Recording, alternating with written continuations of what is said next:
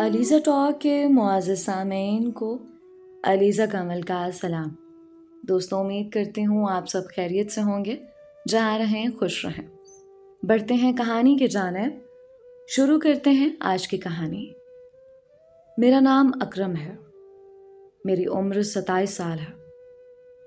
زندگی میں اتار چڑھاؤ آتے ہیں، اس بات سے میں بخوبی واقف ہوں، لیکن میں نے کبھی تصور بھی نہیں کیا تھا کہ میں نے اپنی آنکھوں کے سامنے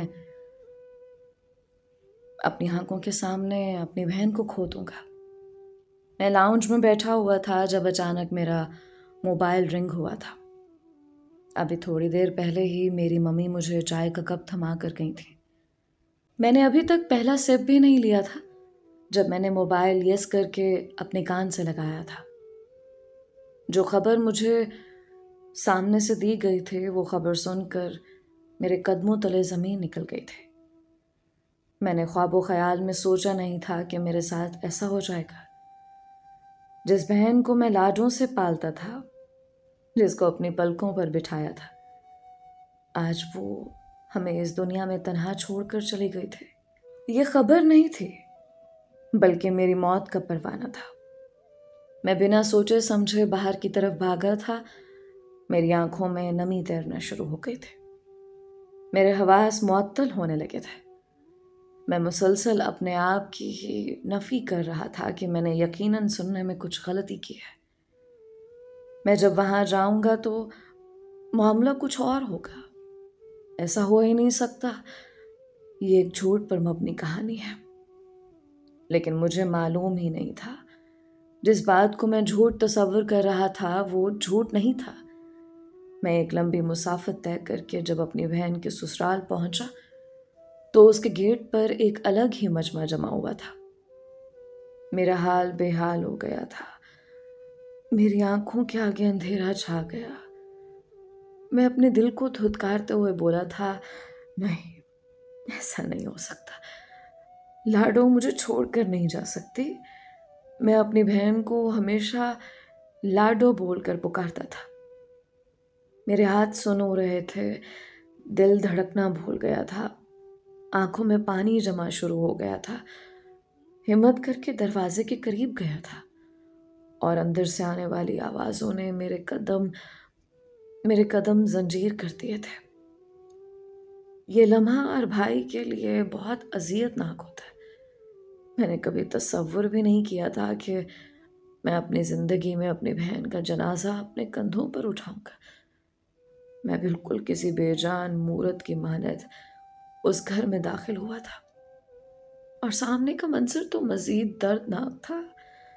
میری سگی بہن، جس کو ہم نے اپنی ہتھیلی کا چھالا بنایا ہوا تھا، جو توے کی پہلی روٹی کھاتی تھی، جس کے دم سے ہی ہم جی رہے تھے، وہ بے یار و مددگار زمین پر پڑی ہوئی تھی۔ اس کی میت کی بے حرمتی کی جا رہی تھی۔ یہ سب کیا ہو رہا تھا؟ میری سمجھ سے سب کچھ بالاتر تھا۔ میری آنکھوں سے آنسو بہنا شروع ہو گئے تھے۔ ابھی تو میرے گھر والوں کو اس بات کی اطلاع نہیں پہنچی تھی کہ میری بہن اس دنیا میں موجود نہیں ہے۔ میری نگاہ اس کے پیٹ پر گئی تھی۔ اس کے پیٹ میں 6 ماہ کا بچہ موجود تھا۔ میری بہن حاملہ تھی اور جلد ماں بننے والی تھی۔ کیا اس کی ڈیلیوری تک نہیں کروائی گئی تھی؟ میری آنکھیں خشک ہونے کا نام ہی نہیں لے رہی تھیں۔ بہت سی آوازیں میرے کان میں آ رہی تھی، لیکن مجھے ایسا لگتا تھا جیسے میں بالکل ختم ہو گیا ہوں۔ میرے سوچنے اور سمجھنے کی صلاحیت مفلوج ہو گئی ہو۔ میں قدم با قدم چلتا ہوا اپنی بہن کے جنازے کے پاس آیا تھا۔ میرے ہاتھ پاؤں کپ کپا رہے تھے۔ میں اس کے پاس ہی بیٹھ گیا تھا۔ کافی دیر تک اس کو دیکھتا رہا۔ اس بات کو تسلیم ہی نہیں کر پا رہا تھا کہ وہ اب ہم سب کے درمیان نہیں ہے۔ میں کسی سے یہ تک نہیں پوچھ پا رہا تھا کہ آخر میری بہن کو ہوا کیا ہے۔ اسے سفید کفن میں دیکھ کر میں اپنا سب کچھ ختم ہوتا ہوا محسوس کر رہا تھا۔ میں نے ہاتھ بڑھا کر اس کے گال کو چھوا تھا۔ اس کا جسم ہلکا ہلکا گرم ہو رہا تھا۔ میں ایک پل کے لیے چونک بھی گیا تھا، لیکن جب نگاہ پیٹ پر گئی تو میں نے اپنی آنکھوں کا ضبط توڑ دیا۔ میں نے جھک کر اس کے ماتھے پر ایک بوسہ دیا اور اپنی بہن کو باہوں میں اٹھانے لگا، جب اچانک ایک کڑکتی ہوئی آواز میرے کان کے پردوں سے ٹکرائی۔ خبردار جو تم نے میری بہو کو ہاتھ پہ لگایا، ورنہ مجھ سے برا کوئی نہیں ہوگا۔ یہ ہمارے گھر کی بہو ہے، ہماری نسل کو دنیا میں لانے والی عورت ہے۔ خبردار جو تم نے اس لڑکی کو ہاتھ پہ لگایا۔ میں نے پلٹ کر اس عورت کی طرف دیکھا تھا۔ وہ سامنے چارپائی پہ بیٹھی ہوئی تھی۔ میں نے سر جھٹک دیا۔ میں اس عورت کی طرف توجہ ہی نہیں دینا چاہتا تھا۔ مجھے معلوم تھا کہ میری بہن کی ساس بہت سخت گیر عورت ہے۔ اس کے سینے میں دل نہیں بلکہ پتھر موجود ہے۔ میں نے دوبارہ اپنی بہن کو اٹھانے کی کوشش کی تو چند عورتیں میرے قریب آ گئیں اور فوراً ہی مجھے جھڑکتے ہوئے بولی، سمجھ نہیں آ رہا کہ ہم کیا بول رہے ہیں؟ تمہاری بہن کا جنازہ یہیں سے اٹھایا جائے گا، اس لیے فضول میں کام خراب نہ کرو۔ ابھی تھوڑی دیر بعد تمہاری بہن کو غسل دیا جائے گا۔ اپنے گھر سے عورتیں بلا لو، ورنہ بے وجہ الزام دیا جاتا ہے کہ سسرال والوں نے بہو کو آخری بار صحیح سے غسل نہیں دیا۔ جبکہ میں چپ ہو گیا۔ میں اتنی خواتین کے درمیان کچھ نہیں بول پایا تھا۔ میں نے خاموشی سے اپنا موبائل نکالا اور اپنی بیوی کو فون کر کے ایک کونے میں کھڑا ہو گیا۔ میں یہ تو سمجھ گیا تھا کہ اپنی بہن کو یہاں سے لے جانا کوئی آسان بات نہیں ہے، لیکن حیرانی مجھے اس بات پر ہو رہی تھی کہ میری بہن کا شوہر کہاں ہے۔ کئی بار میں نے قاسم کو چاروں جانب ڈھونڈنے کی کوشش کی تھی، لیکن وہ مجھے کہیں نظر نہیں آیا تھا۔ میں سمجھا شاید معاملات طے کر رہا ہوگا، لیکن وقت بیت جانے کے بعد وہ مجھے کہیں نہیں دکھائی دیا۔ اسی لیے مجھے تھوڑی پریشانی ہو رہی تھی۔ میں نے اپنی بیوی کو دبے الفاظوں میں سمجھا دیا تھا کہ اماں اور چھوٹی کو یہاں لے کر آ جاؤ، اسے اچھے سے ہدایت کر دی تھی۔ میرے والد کا بہت پہلے ہی انتقال ہو گیا تھا۔ میری زندگی میں صرف ایک ماں، ایک بیوی اور ایک چھوٹی بہن اور میری لاڈو تھی، اور آج ہم سب کے درمیان سے میری لاڈو ہمیں چھوڑ کر چلی گئی تھی۔ میری بیوی کی حالت بھی بہت خراب ہو گئی تھی کیونکہ وہ لاڈو سے بہت پیار کرتی تھی۔ میری آنکھیں مسلسل بھیگ رہی تھیں۔ میں اپنے آپ کو قابو کرنے کی ہر ممکن کوشش کر رہا تھا۔ میری بہن کے ارد گرد کافی عورتیں بیٹھی چرچا کر رہی تھیں۔ دل چاہتا تھا کہ میں سب کو ہٹا کر اپنی بہن کو اپنے ساتھ اپنے گھر لے جاؤں، لیکن معاشرے کی خاطر مجھے خاموش رہنا پڑ رہا تھا۔ مجھے ڈر صرف اور صرف اپنی ماں کا تھا۔ خدا نخواستہ اگر وہ میری بہن کو اس حالت میں دیکھتے اور ان کا دم نکل جاتا تو میں کیا کرتا؟ اسی لیے میں دعا کر رہا تھا کہ سب چیزیں حالات کے مطابق ہوں۔ اب کسی اور کو نہیں کھو سکتا تھا۔ میں روتے روتے زمین پر بیٹھتا چلا گیا تھا۔ میرا بس نہیں چل رہا تھا میں اپنے بال نوچ نوچ کر روں۔ مجھ سے بہت بڑی خطا ہو گئی تھی۔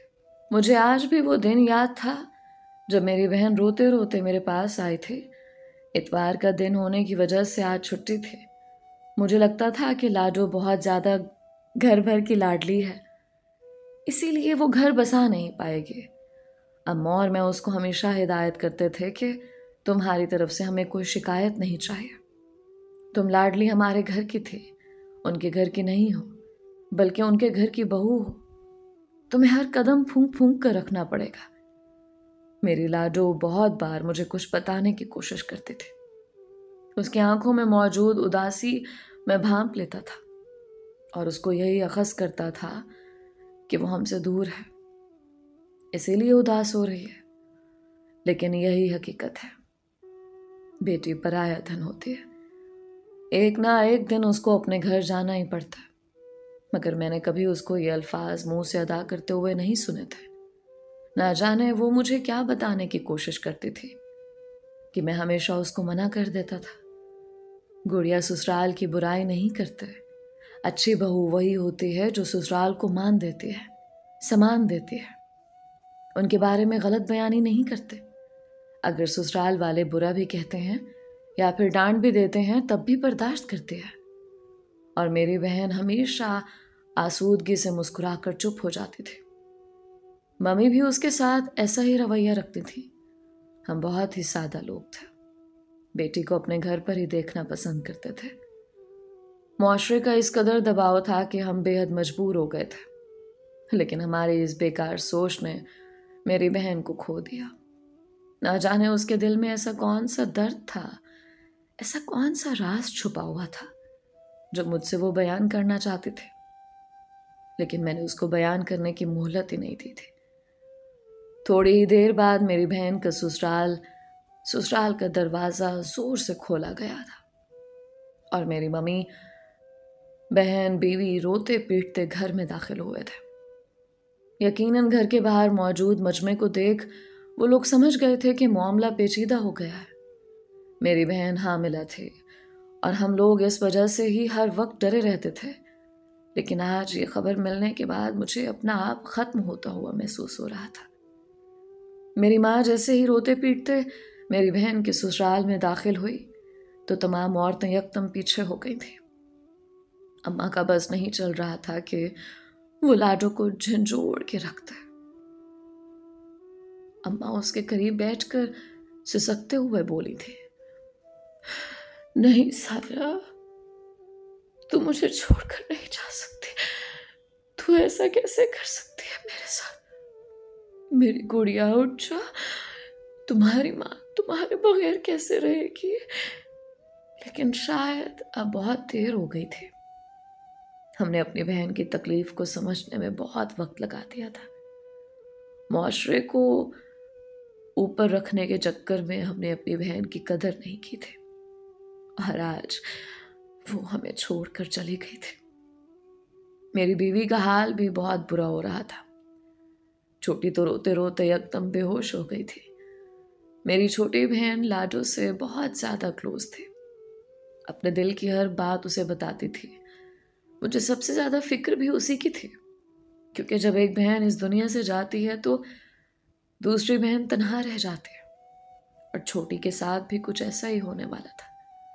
میں فوراً دیوانہ وار اپنی چھوٹی بہن کے پاس پہنچا اور اس کے منہ پر پانی ڈال کر ہوش میں لانے کی کوشش کی۔ تھوڑی دیر بعد جب اسے ہوش آیا تو وہ روتے روتے بلکتے میرے سینے سے لگ گئی تھی۔ میرا بس نہیں چل رہا تھا، میں کیا کروں؟ دل چاہتا تھا کہ اپنی بہن کو جھنجھوڑ کر اٹھاؤں کہ تم اس طرح ہمیں تنہا چھوڑ کر نہیں جا سکتی، میں تمہیں اس چیز کی اجازت کسی قیمت پر نہیں دوں گا۔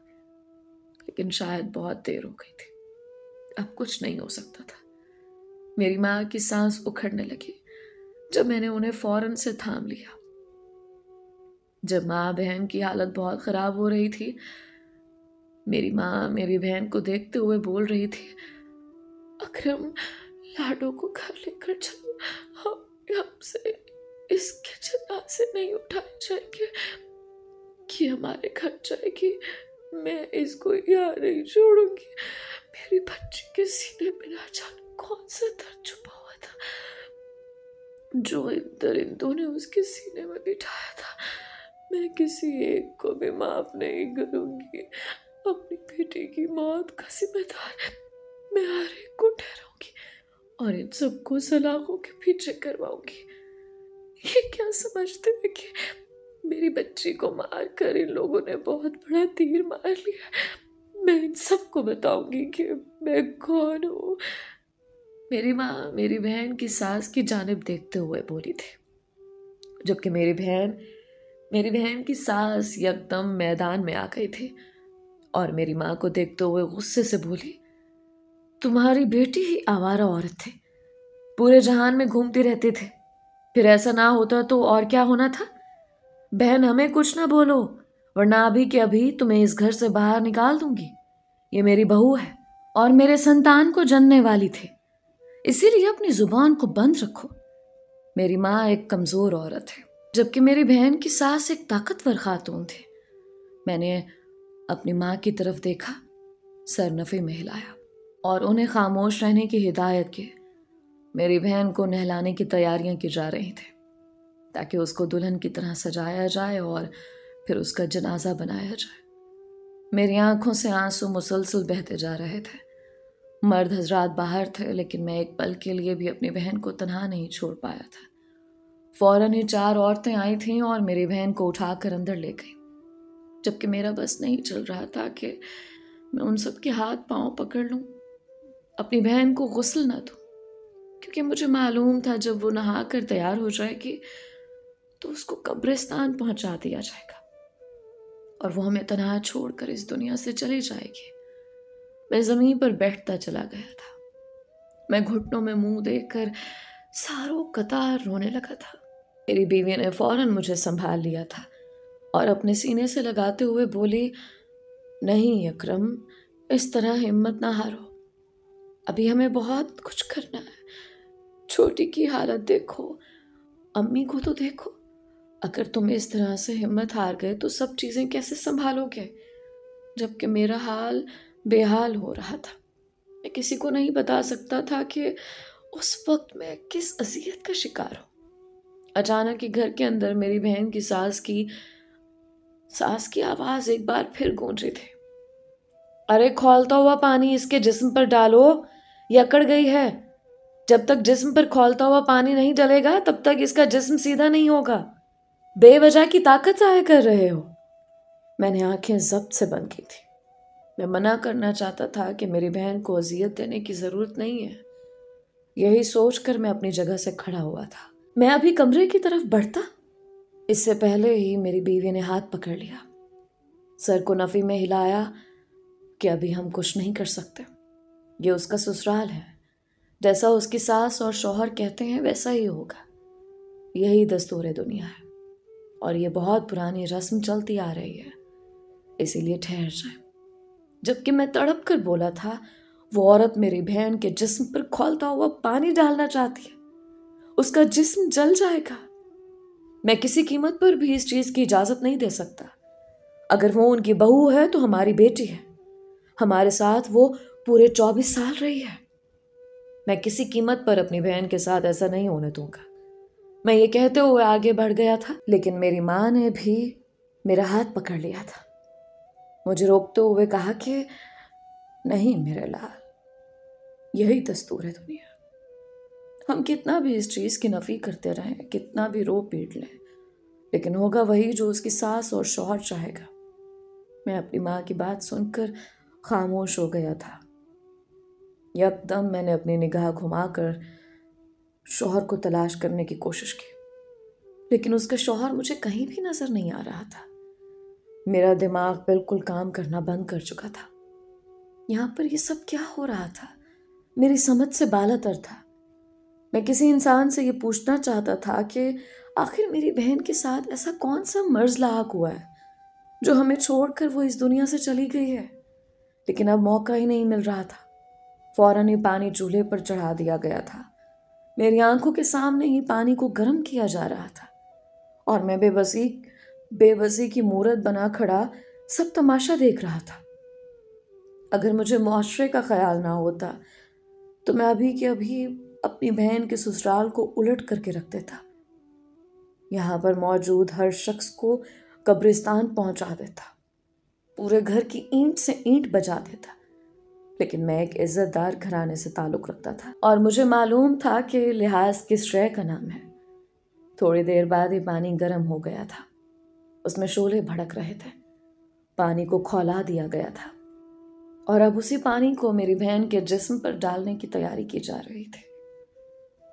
میں بہت پریشان تھا، دیوار کی طرف منہ کر کے کھڑا ہو گیا، کیونکہ میرے اندر اتنی ہمت نہیں تھی کہ میں اس پانی کو جاتا ہوا بھی دیکھتا۔ اندر موجود عورتوں میں سے ایک عورت باہر آئی اور میری بہن کی ساس کے ہمراہ اندر کی طرف بڑھ گئی۔ میں ضبط سے آنکھیں میچ کر وہیں بیٹھ گیا تھا۔ ابھی تھوڑی دیر گزری تھی جب اچانک اندر موجود غسل خانے سے چیخ و پکار کی آواز آنے لگی۔ میں تو حیران ہی رہ گیا کہ اچانک کیا ہوا۔ میری بہن کی ساس اس قدر چلا رہی تھی کہ میں حیرت کے سمندر میں غوطہ زن ہو گیا۔ اللہ اکبر کی صدا بلند ہو رہی تھی اور خواتین کی آواز بھی بلند تھی، مگر سب سے زیادہ آواز میری بہن کی ساس کی بلند تھی۔ میں، اماں، چھوٹی اور میری بیوی ہم سبھی غسل خانے کے قریب آ گئے۔ جب اچانک پردہ ہٹا، میری بہن کی ساس دیوانہ وار بھاگتے ہوئے گھر سے نکلنے کی تگو میں تھی۔ میں تو حیران ہی رہ گیا کہ یہ سب کچھ کیا ہو رہا ہے۔ اس کی چیخ نے میرے کان بھی بہرے کر دیے تھے اور وہ دروازہ کھول کر گھر سے نکل گئی تھی۔ ہم سب حیران ہو گئے۔ میری اماں، بھابھی، بہن تینوں ہی غسل خانے کے اندر گئے اور محض چند پل بعد ہی ان تینوں کی آواز بھی چیخ چلانے کی آئی تھی۔ میں تو مزید حیران ہو گیا کہ یہ سب کچھ کیا ہو رہا ہے۔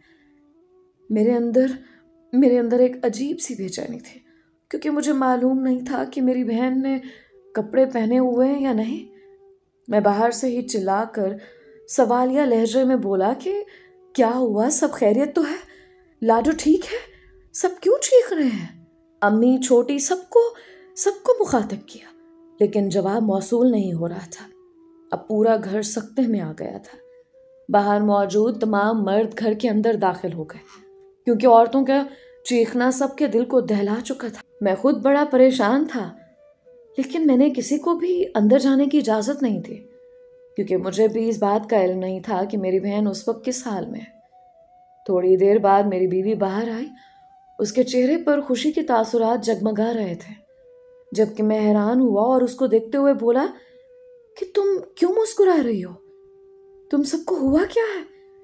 چھوٹی کو کیا ہوا ہے؟ امی کیوں چیخ رہی تھی؟ اور یہ لاڈو کی ساس کیوں چیختی ہوئی باہر گئی تھی؟ ابھی میں مزید کچھ کہتا، اس سے پہلے ہی میری بیوی روتے ہوئے میرے سینے سے لگ گئی، جبکہ میں مزید حیرانی کا شکار ہوئے اسے دیکھے گیا اور اس کو جھنجھوڑتے ہوئے بولا، مہوش ہوا کیا ہے؟ مجھے سچ سچ بتاؤ، تم اس طرح کیوں کر رہی ہو؟ یہ سنتے ہی ایک بار اس نے پھر مجھے اپنے گلے سے لگا لیا، جبکہ میں حیران ہو رہا تھا کہ اچانک سے اس کو ہوا کیا ہے۔ ابھی تھوڑی دیر پہلے تو یہ بالکل دیوانہ وار ہوتی جا رہی تھی۔ میری آنکھوں میں یکدم چمک سی آنے لگی تھی۔ اگر یہ مسکرا کر رو رہی تھی تو اس میں کوئی نہ کوئی مصلحت چھپی ہوئی تھی۔ میں نے اپنی بیوی کے چہرے کو اپنے ہاتھوں کے پیالے میں تھام لیا اور اس کا چہرہ اپنے چہرے کے قریب کرتے ہوئے سوالیہ لہجے میں بولا، سچ سچ بتاؤ، ہوا کیا ہے؟ لاڈو کیسی ہے اور سب چیخ کیوں رہے ہیں؟ مجھے بتاؤ کیا ہوا ہے، تم کیوں مسکرا رہی ہو؟ میری ایک ہی گردان پر اس نے جو مجھے بات بتائی، وہ سن کر میرے قدموں تلے زمین نکل گئی۔ میں اس بات کو تسلیم ہی نہیں کر پا رہا تھا۔ میرے چہرے پر بھی خوشی کے ملے جلے تاثرات نظر آ رہے تھے۔ اب مجھے سمجھ میں آیا کہ اندر موجود عورتیں کیوں چلا رہی تھیں۔ میری بہن کی ساس کیوں چلاتے ہوئے باہر بھاگی تھی۔ میں دیوانہ وار پردہ ہٹا کر اندر داخل ہوا تھا۔ سامنے کا منظر دیکھ کر میں حیران رہ گیا کہ یہ کیسے ممکن تھا۔ میری سمجھ سے سب کچھ بالا تر تھا۔ کیا اوپر والے نے اپنا کوئی معجزہ دکھایا تھا یا پھر یہ کوئی جادو تھا؟ میری بہن جو ابھی تھوڑی دیر پہلے مری ہوئی پڑی تھی، اب وہی بہن میری ماں کے سینے سے لگی ہوئی تھی۔ میری ماں زاروں قطار رو رہی تھی، لیکن میری بہن سنجیدگی سے امی کے سینے سے لگی بیٹھی تھی۔ میں فوراً اس کے قریب آیا اور حیرانی بھرے لہجے میں بولا، نہیں، ایسا نہیں ہو سکتا، تم ٹھیک ہو؟ مجھے یقین نہیں آ رہا۔ میں یہ کہتے ہوئے اس کے پاؤں میں جھک گیا تھا، جب اچانک اس کا ہاتھ میرے سر پر آیا اور وہ میرے بال سہلاتے ہوئے بولی، حوصلہ کرو بھائی، میں ٹھیک ہوں۔ اس کی مدھم آواز سن کر میں نے سر اٹھایا۔ میرا چہرہ آنسوؤں سے بھیگا ہوا تھا۔ میں بے یقین لہجے میں بولا، لیکن تم تو ابھی… میں مزید اسے آگے نہیں بول پایا اور میں نے بے ساختہ اسے اپنے سینے میں بھینچ لیا تھا۔ یہ لمحہ میرے لیے اس طرح تھا جیسے میں نے دنیا کی ہر خوشی حاصل کر لی ہو۔ میری بہن کی ساس کا کہنا تھا کہ میری بہن مر چکی ہے، اس کو کفن پہنا دیا گیا تھا اور اب اس کو نہلایا جا رہا تھا۔ پھر وہ زندہ کیسے تھی؟ یہ بات میری سمجھ سے بالا تر تھی۔ وہاں موجود تمام عورتیں منہ پر ہاتھ رکھ کر کھڑی ہوئی تھیں۔ میری امی بھی رو رو کر اپنا حال بگاڑ چکی تھیں۔ میں نے اپنی بہن کو کھڑا کیا اور اس کو کپڑے پہننے کا بولا۔ تمام خواتین باہر آ گئی تھیں۔ تھوڑی دیر بعد وہ لباس پہن کر باہر آ چکی تھے۔ وہاں موجود ہر شخص کی آنکھوں میں حیرانی تھی۔ کچھ ڈر رہے تھے تو کچھ حیرت کے سمندر میں غوطہ زن ہو گئے تھے۔ اگر کوئی مرنے والا انسان اچانک زندہ ہو جائے تو اس گھر کے لیے وہ لمحہ ایسا ہوتا ہے جیسے دنیا جہان کی خوشیاں ان کے قدموں میں نچھاور کر دی گئی ہوں۔ یہاں پر سب ختم ہو گیا اور دوبارہ کوئی خوشی کی مانگ ہی نہ کی گئی ہو۔ میں نے اپنی بہن کی جانب دیکھا تھا اور سوالیہ لہجے میں بولا، اب سب کے سامنے بتاؤ کہ یہ سب ہوا کیا ہے؟ تم اس طرح سے زمین پر لاش کی طرح کیوں پڑی ہوئی تھی؟ اور تمہاری ساس تمہیں مرا ہوا کیوں بول رہی تھی؟ یہ سب کیا ماجرا ہے؟ اس نے ایک نگاہ میرے وجود پر ڈالی اور ماں کو دیکھتے ہوئے بولی، ابھی مجھے گھر جانا ہے، میں یہاں پر کوئی بات نہیں کرنا چاہتی۔ یہ کہتے ہوئے وہ تمام مہمانوں کی طرف متوجہ ہوئی تھی اور ان سب کو دیکھتے ہوئے بلند آواز میں بولی، آپ سب کا بہت بہت شکریہ کہ آپ سب میرے دکھ میں شریک ہونے کے لیے آئے، لیکن خدا کا شکر ہے کہ میں زندہ ہوں، مجھے کچھ نہیں ہوا، اور جن لوگوں نے یہ افواہ پھیلائی تھی اور مجھے مارنے کی کوشش کی تھی، جلد وہ آپ سب کے سامنے بے نقاب ہو جائیں گے۔ یہ کہتے ہی وہ ہم سب کی طرف دیکھ کر چلنے کا اشارہ کر چکے تھے، جبکہ میرا بھی دل اپنی بہن کو یہاں چھوڑنے پر رضامند نہیں تھا۔ میں اب نہ معاشرے کی پرواہ کرنا چاہتا تھا اور نہ ہی رشتہ داروں کے۔ میرے لیے میری بہن سب سے زیادہ ضروری تھی۔ اگر اس کو کچھ ہو جاتا تو ہم کہاں کے رہتے؟ اس کے بغیر ہم کیسے زندہ رہتے؟ یہی سوچ کر میرا تو دم ہی خشک ہو چکا تھا۔ میرے اشارہ کرنے پر سب باہر کی طرف بڑھ گئے۔ مجھے مسلسل خوشی کے مارے رونا آ رہا تھا۔ دل چاہتا تھا کہ میں کچھ کر جاؤں، سب کو بتاؤں کہ آج میں بہت خوش ہوں، میری زندگی میں خوشیاں لوٹ آئی ہیں۔ یہ احساس ہی میرے لیے خوش کن تھا کہ میری بہن زندہ سلامت میرے ساتھ موجود ہے۔ ایک لمبی مسافت طے کر کے ہم گھر پہنچ گئے تھے۔ گھر میں داخل ہوتے ہی ہم نے سائرہ کو گھیر لیا اور اسے سوال جواب کرنے لگے۔ یہ سب کچھ کیا ماجرا ہے؟ تمہارے ساتھ تمہاری ساس ایسا کیوں کر رہی تھی؟ اس کا کہنا تھا کہ تم مر گئی ہو، مگر اس نے یہ نہیں بتایا تھا کہ تمہاری موت کیسے واقع ہوئی۔ اور پھر جو بات میری بہن نے ہم سب کو بتانا شروع کی، وہ جان کر میرے قدموں تلے زمین نکل گئی۔ مجھے آج اپنی قسمت پر افسوس ہو رہا تھا کہ میں کتنا برا بھائی ہوں۔ میری بہن کتنی بار مجھے اپنا درد بتانے کی کوشش کر چکی تھی۔ اس نے کئی بار مجھے اپنے اوپر بیتی داستان سنانے کی کوشش کی تھی، لیکن میں معاشرے کی پرواہ کرتے ہوئے ہمیشہ اس کو خاموش کروا دیتا تھا۔ لیکن میں اب تہیہ کر چکا تھا کہ میں اپنی بہن کے سسرال والوں کو کسی قیمت پر بھی معاف نہیں کروں گا۔ ان لوگوں کی ہمت کیسے ہوئی میری لاڈلی بہن کے ساتھ ایسا سلوک کرنے کی؟ اب میں نے تمام چیزوں کو بھاڑ میں جھونک دیا تھا۔ میں صرف اور صرف اپنی بہن کی پرواہ کرنا چاہتا تھا۔ میں نے فوراً ہی ایک نامور وکیل سے رابطہ کیا تھا اور فوراً ہی طلاق کے پیپر تیار کرنے کا حکم دیا تھا۔ ساتھ میں بچے کی کسٹڈی کے بارے میں بھی میں نے اس سے ڈسکس کیا، کیونکہ اب میں کسی چیز کا رسک نہیں لینا چاہتا تھا۔ اپنی بہن کی باتیں سن کر میں اتنا سمجھ گیا تھا کہ میری بہن کے سسرال والے انسان نہیں بلکہ حیوان ہیں۔ ان کے سینے میں دل نہیں بلکہ پتھر ہے۔ مجھے یقین نہیں آ رہا تھا کہ کوئی عورت اتنی زیادہ بھی سخت دل کیسے ہو سکتی ہے۔ چلو میری بہن تو اس کے لیے غیر تھی، لیکن اس کا اپنا سگا بیٹا، اس سے آگے میں کچھ سوچ بھی نہیں پایا تھا۔ میں نے امی سے صاف کہہ دیا کہ میں مرتا مر جاؤں گا، لیکن اپنی بہن کو اب دوبارہ اس جہنم میں نہیں بھیجوں گا۔ جبکہ میری ماں کا بھی یہی کہنا تھا کہ اب ہم دوبارہ ایسی کوئی غلطی نہیں کریں گے۔ تمام کام فوراً ہی شروع ہو چکے تھے۔ وکیل اپنا کام کر رہا تھا اور میں پولیس کے ذریعے اندر ہی اندر پوری کہانی بنانے بیٹھ گیا تھا۔ اگر میں ان لوگوں کے خلاف نہیں جاتا تو ہر آئے دن یہ آنے والی لڑکیوں کی زندگی کو تباہ کرتے رہتے، مگر ہمیں معلوم نہیں تھا کہ جیسا ہم سوچ رہے ہیں ویسا نہیں ہے۔ جس چیز کو ہم آسان سمجھتے ہیں بعض اوقات وہی چیز ہمارے گلے کا توق بن جاتی ہے۔ محض 4 دن بعد ہی میری بہن کی ساس، اس کا دیور اور اس کا جیٹھ ہمارے گھر پہنچ گئے۔ آج بھی میری بہن کا شوہر نہیں آیا تھا۔ گھر کے دروازے پر دستک ہوئی تو میں ہی دروازہ کھولنے کے لیے گیا۔ میں سمجھا شاید رات کے پہر دودھ والا آیا ہوگا، لیکن سامنے اپنی بہن کے سسرال کو پا کر میرا غصے سے برا حال ہو گیا۔ میں اس عورت کو دیکھتے ہوئے غصے بھرے لہجے میں بولا، تمہاری ہمت کیسے ہوئی میرے در پر آنے کی؟ میں تم لوگوں کا خون پی جاؤں گا۔ تم لوگوں نے سوچ بھی کیسے لیا کہ تم یہاں آ کر میری بہن کا مطالبہ کرو گے اور میں اپنی بہن کو تم جیسے جانوروں کے حوالے کر دوں گا؟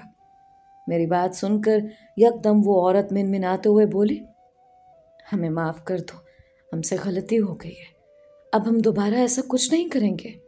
जबकि मैं हैरान था कि वो इस तरह क्यों कर रही है। मगर मुझे समझ आ गया था, यकीनन इस तरह के रवैये के पीछे भी एक बहुत बड़ी वजह थी।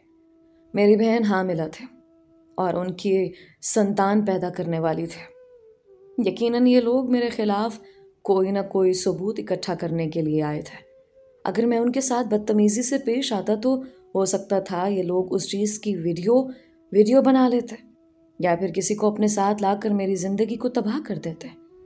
इसीलिए मैंने अपने गुस्से पर काबू पाया और महज एक निगाह उनके वजूद पर डालकर दरवाज़ा बंद कर दिया। मैं उन लोगों की बात भी सुनना नहीं चाहता था। दरवाज़ा बंद करते ही मैंने फ़ौरन पुलिस को फ़ोन कर दिया, क्योंकि ये लोग कोई आसान हदफ नहीं थे। मैं इतना समझ गया था, जो इन्होंने मेरी बहन के साथ किया था, उसके बाद तो मैं इन लोगों को बिल्कुल भी हल्के में नहीं लेना चाहता था। हालांकि ये लोग हमसे भी गरीब इंसान थे। इनके पास न ज़्यादा मालो दौलत थी और ना ही अक्लो शऊर था, मगर इसके बावजूद उनके पास ना जाने ऐसी कौन सी ताकत थी जिसके बलबूते पर ये लोग हर बेटी के साथ ऐसा ही सलूक करते जाते। मेरी बहन की शादी एक ऐसे घराने में हुई थी जो बहुत ही नीची जात के थे और एक छोटे इलाके में रिहाइश पजीर थे। हम समझे थे कि ये लोग बहुत शरीफ घराने से ताल्लुक़ रखते होंगे, इनमें कोई भी चालाकी नहीं होगी। जिस पल मेरी बहन का रिश्ता आया था, उस दिन उसकी सास ने मेरी बहन को अपने सीने से लगाकर हम सबके सामने ये बात जाहिर की कि वो बहू नहीं बल्कि बेटी है। हमारी लाजो को बिल्कुल कोई तकलीफ नहीं पहुंचाई जाएगी, बल्कि उसको सर आंखों पर बिठाएगी। लेकिन जो उसने मेरी बहन के साथ किया, वो याद करके मेरे रोंगटे खड़े हो गए। मैं तो हैरत का शिकार था कि ये लोग इस तरह भी कर सकते हैं। थोड़ी देर बाद पुलिस की वैन आ गई और मेरे सोचने के बिल्कुल ठीक मुताबिक वो दोनों भाई अपने अपने मोबाइल के कैमरे ऑन करके आए थे। पुलिस ने उन तीनों माँ बेटे को धर लिया और फौरन ही उन्हें हवालात में डाल दिया। वो लोग हमें परेशान करने के लिए आए थे। दरअसल मेरी बहन का कहना था कि शादी की पहली रात से ही उसके साथ बदसलूकी शुरू हो गई थी। मेरी बहन का रिश्ता एक रिश्ता करवाने वाले के जरिए हुआ। हम बहुत खुश थे, क्योंकि हमें लगता था कि हमने अपनी बहन को एक शरीफ घराने में ब्याया। हमें लगता था कि मेरी बहन का शौहर बहुत अच्छा इंसान है, लेकिन वो अच्छा नहीं बल्कि वो अपनी बीवियों का था और ना ही अपनी माँ का। उसको महज पैसों से सरोकार था। वो औरत अपने घर बहू नहीं बल्कि कोई रखेल ब्याह कर ले गई थी, जो हर मर्द इस्तेमाल कर सकता था। शादी की पहली रात औरत के करीब महज उसका शौहर होता है, उसके साथ सुहाग रात मनाता है, उसको इस बात का एहसास दिलाता है कि वो अब उसकी मलकियत है, उसकी बीवी है, उसकी शरीके हयात है। वो दोनों एक दूसरे के उम्र भर के साथी हैं। वो दोनों एक साथ रहेंगे और अपनी औलाद पैदा करेंगे। लेकिन मेरी बहन के साथ बहुत बुरा सलूक किया गया। शादी की पहली रात जब उसे रस्म वगैरह अदा करके कमरे में बिठाया गया, तब कमरे में उसका दूल्हा दाखिल हुआ था। वो रिवायती दुल्हनों की तरह चेहरे पे घूंघट ओढ़ कर बैठे हुए थी। उसको लगा कि उसका शौहर आकर उसका घूंघट उठाएगा और उसको अपने होने का मान देगा। लेकिन अचानक ही उसके शौहर ने कमरे में आकर बदतमीजी करना शुरू कर दी। वो हैरत से उसे देखे गए कि ये क्या हुआ है। ना उसके शौहर ने उससे कोई बात की थी और ना ही अपना तारुफ करवाया, ना ही उसके चेहरे से घूंघट उठाया, बल्कि आते ही ताल्लुकात कायम करना शुरू कर दिए। मगर जैसे ही उसके निगाह अपने शौहर के चेहरे पर गई, उसके रोंगटे खड़े हो गए, क्योंकि उसके करीब आने वाला मर्द उसका शौहर नहीं बल्कि उसका जेठ था। वो फटी फटी निगाहों से अपने जेठ को देख रही थी। जैसे ही वो होश की दुनिया में आई तो उसने अपने जेठ को दूर झटक दिया और उनके मुंह पर एक जनाटेदार थप्पड़ मारते हुए बोली, आपकी हिम्मत कैसे हुई मेरे साथ ऐसा करने की? मैं आपको जिंदा नहीं छोड़ूंगी। आपको शर्म नहीं आती अपनी बहू के साथ ऐसा करते हुए? जबकि मेरी बहन का ये करना उस पर भारी पड़ गया था। वो जानवर सिफत लोग मेरी बहन पर जुल्म के पहाड़ तोड़ चुके थे। शादी की पहली रात ही उसके जेठ ने बुरी तरह उसको मारा और उसके साथ नाजायज ताल्लुकात कायम किए। वो रोती रही थी, उसके आगे हाथ जोड़ती रह गई, उसकी मिन्नत की, लेकिन उसके जेठ को किसी भी बात की परवाह नहीं थी कि वो उसकी बहू है, उसके भाई की बीवी है। वो आया, अपना काम किया और चला गया। अगले सुबह हम सब जब नाश्ता लेकर पहुंचे, उससे थोड़ी देर पहले ही उसकी सास कमरे में गई اور میری بہن کے بال نوچ کر اس کو اچھی طرح یہ بات سمجھائی کہ خبردار جو تم نے اپنے گھر والوں کو ہمارے بارے میں ایک لفظ بھی بتایا، اور اگر تمہارے منہ سے کوئی بھی بات نکلی تو ہم تمہارا قتل کر دیں گے اور تمہیں ایسی موت سے نوازیں گے کہ تم جینا بھول جاؤ گے۔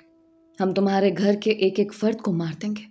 جبکہ میری بہن بہت معصوم تھی اور لڑکیاں ویسے بھی چھوٹا دل رکھتے ہیں۔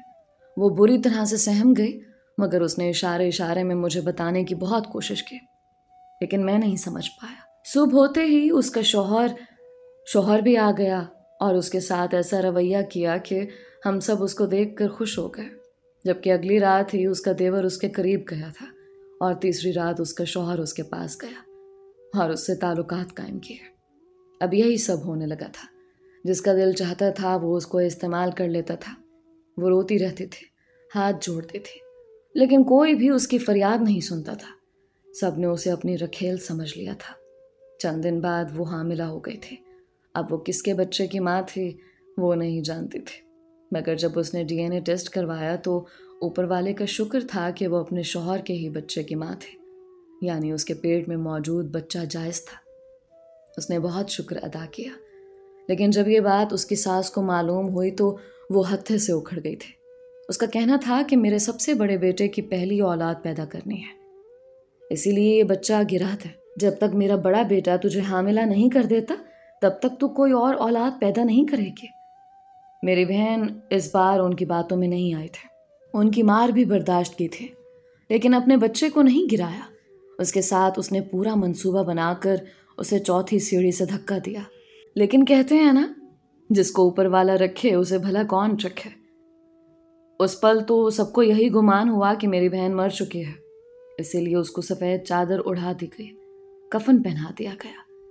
لیکن جب اس کو نہلایا گیا اور اس پر گرم پانی کی چھینٹ ماری گئی تو وہ یکدم اٹھ کر بیٹھ گئی اور اس نے وہی پانی اپنی ساس کے پاؤں پر گرا دیا۔ جبھی وہ عورت روتی ہوئی تڑپتی ہوئی باہر بھاگی تھی۔ ہم سب حیران تھے کہ یہ سب ہوا کیا ہے، مگر جب گھر آ کر میری بہن نے سارا واقعہ ہمیں بتایا تو میں پھٹی پھٹی نگاہوں سے اپنی بہن کو دیکھنے لگا۔ میرا بس نہیں چل رہا تھا کہ میں آسمان اور زمین ایک کر دوں، میں سب کچھ برباد کر دوں۔ میری بہن کے ساتھ اتنا برا سلوک ہوا تھا میں تصور بھی نہیں کر سکتا تھا۔ میں نے پولیس میں کمپلین کر دی تھی، اور جب میری بہن کا میڈیکل ٹیسٹ کروایا گیا تو میری بہن جھوٹ نہیں بول رہی تھی، بلکہ اس کے ساتھ 3 مردوں نے جنسی زیادتی کی تھی۔ میرا دل پھٹنے کے قریب آ گیا تھا۔ ایک بھائی کے لیے یہ لمحہ بہت اذیت ناک ہوتا ہے، لیکن میں آج بھی اوپر والے کا شکر ادا کرتا ہوں کہ اس نے میری بہن کو ختم نہیں کیا تھا، بلکہ اسے ایک نئی زندگی سے نوازا تھا۔ اسے چوتھی سیڑھی سے دھکا دیا گیا۔ اگر بر وقت وہ اپنا آپ نہیں سنبھالتی تو اسی وقت اس کے جسم میں زہر پھیل سکتا تھا اور وہ مر بھی سکتے تھے۔ اس نے پورے 3 مہینے بعد ایک خوبصورت سی بیٹی کو جنم دیا تھا، جس کو ہاتھ میں لیتے ہی میری پوری دنیا مکمل ہو گئی تھی۔ میں نے سوچ لیا تھا کہ میں اپنی بہن کی بیٹی کو پال پوس کر بڑا کروں گا اور اپنے ہاتھ سے ہی ایک اچھے گھر میں اس کو رخصت کروں گا۔ میں نے اپنی بہن سے کہا تھا کہ میں تمہاری شادی کروا دیتا ہوں، لیکن اس نے منع کر دیا تھا کہ وہ شادی نہیں کرنا چاہتے۔ وہ اپنی بیٹی کے ساتھ ہی ایک اچھی زندگی گزارے گی۔ اس کا شادی سے اعتبار اٹھ گیا ہے۔ اس کو لگتا ہے کہ دنیا کا ہر مرد ایک جیسا ہوتا ہے، مگر میں اور اماں اور چھوٹی اور میری بیوی اس کو سمجھاتے رہتے کہ ایسا نہیں ہے۔ زندگی بہت مشکلات کا نام ہے، لیکن اس طرح مشکلات سے ڈر کر جینا نہیں چھوڑتے۔ جو لوگ مقابلہ کرتے ہیں وہی مقدر کے سکندر کہلاتے ہیں، اور جو لوگ ڈر کر جینا چھوڑ دیتے ہیں وہ محض بزدل کے علاوہ اور کچھ نہیں کہلاتے۔ میں آج بھی اوپر والے سے دعا کرتا ہوں کہ میری بہن کی زندگی میں خوشیاں ہی خوشیاں ہوں، اور ہر بیٹی کو ایک ایسا شوہر ملے جو اس کی زندگی کو سنوار دے، نہ کہ زندگی کو اجاڑ دے۔ دوستو، یہ تھی آج کی کہانی۔ اس دنیا میں بہت سے گھروں میں ایسا بھی ہو رہا ہے۔ امید کرتی ہوں اس کہانی سے آپ نے بہت کچھ سیکھا ہوگا۔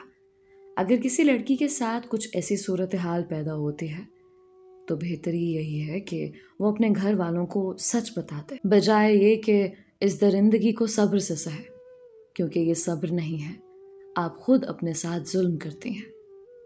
کیونکہ خدا نے بھی کہا ہے کہ اپنے حق کے لیے آواز اٹھاؤ۔ کہانی سے متعلق اپنی رائے کا اظہار ضرور کیجیے گا. آپ سب کے پیار اور سپورٹ کا بے حد شکریہ. آج کا اسپیشل تھینکس مسٹر وکرم کا جن کا تعلق انڈیا سے ہے، اور مس نازیہ کا جو کہ ملتان پاکستان سے بلانگ کرتے ہیں. اگر آپ نے ابھی تک ہمارے چینل کو سبسکرائب نہیں کیا تو ابھی سبسکرائب کر لیں. ملتے ہیں ایک اور نئی اور منفرد کہانی کے ساتھ. علیزہ کمل کو اپنی دعاؤں میں یاد رکھیں. اپنا اور اپنوں کا بہت خیال رکھیں. اللہ ہم سب کا حامی و ناصر رہے.